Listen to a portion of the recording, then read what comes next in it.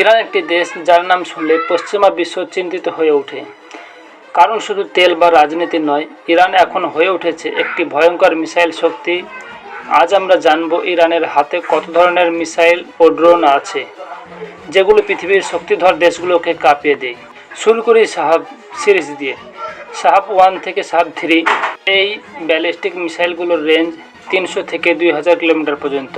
শাহাব 3 এতটাই শক্তিশালী যে এটি সরাসরি ইসরায়েলের অভ্যন্তরে আঘাত হানতে সক্ষম। এরপর আসে সেজিল 2, ইরানের অন্যতম মিডিয়াম রেঞ্জ ব্যালিস্টিক মিসাইল। একটি সলিড ফুয়েল দিয়ে চলে, ফলে দ্রুত লঞ্চ করা যায়। রেঞ্জ 2000 কিলোমিটারের বেশি। শত্রুপক্ষ বুঝে ওঠার আগেই সেজিল 2 টার্গেট আঘাত হানতে পারে। এখন আসি ক্রুজ মিসাইলের দিকে। ইরানের সবচেয়ে আলোচিত ক্রুজ মিসাইল হলো সাওমার। এটি নিচু দিয়ে উড়ে গিয়ে শত্রুর রাডার ফাঁকি দিয়ে নিখুঁতভাবে আঘাত হানে। রেঞ্জ প্রায় 2500 কিলোমিটার। আরেকটি হলো হাওভেজ, যার রেঞ্জ প্রায় 1350 কিলোমিটার।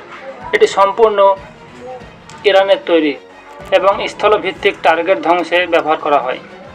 ফাতে 110 ও জলফগার হলো শর্ট রেঞ্জ ব্যালিস্টিক মিসাইল, কিন্তু এর গতি ও নির্ভুলতা যে কোনো সামরিক ঘাঁটিকে ধ্বংস করার জন্য যথেষ্ট। ইরানের ড্রোন প্রযুক্তিও এখন বিশ্বের মাথা ব্যথার কারণ।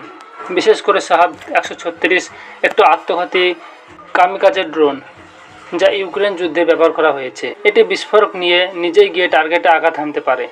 এছাড়া আছে মাহাজের 6 নজরদারি ও ক্ষেপণাস্ত্র ছোড়ার জন্য ব্যবহৃত ড্রোন। এটি একসাথে চোখ রাখে আর আক্রমণ চালায়।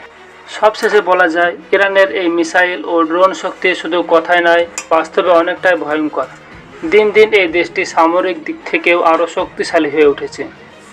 আপনি কি মনে করেন, ইরান যদি কোনো যুদ্ধে জড়িয়ে পড়ে, তখন কি এই মিসাইল শক্তি বিশ্বকে কাঁপিয়ে দিতে পারবে? কমেন্টে আপনার মতামত জানান। আর এই ভিডিও ভালো লাগলে লাইক, শেয়ার ও সাবস্ক্রাইব করতে ভুলবেন না।